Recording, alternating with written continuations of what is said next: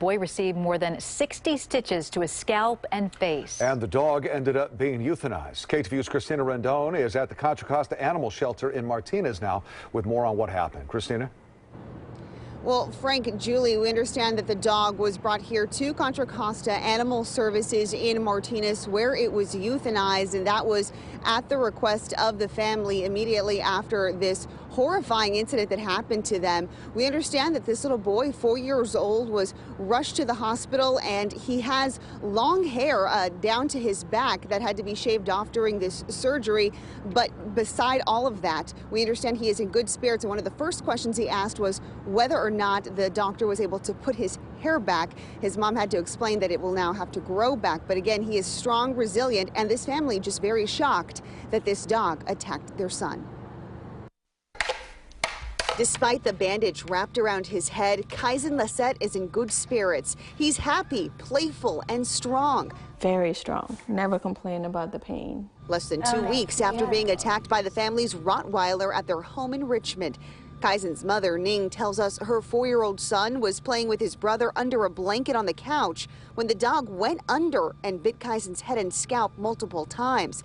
Lisette's 17-year-old daughter rushed to help. So my daughter, she got a scissor and stabbed the dog in the face to let, so he can let go of my son. Mom says it was a long ambulance ride to the hospital where Kaizen received more than 60 stitches. The whole time, I was massaging his hand and talked to him. I told him, I said, you have to be strong and don't go to sleep because you might not wake up. He stayed awake. He was so strong. He never complained about that he's hurt. He got stitches here and then right here. I said, thank God the dog didn't damage his eyesight. There was no preemptive growling, barking, or alert. Contra Costa Animal Services euthanized the dog after the random, unprovoked attack.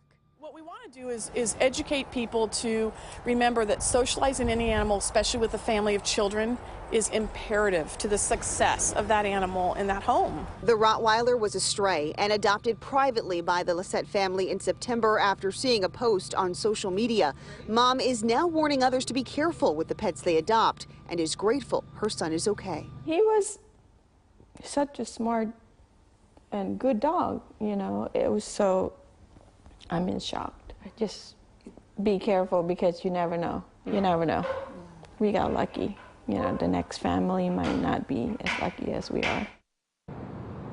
And Kaizen is all smiles tonight. We understand he's going to visit the doctor tomorrow to determine whether or not he can take his bandages off.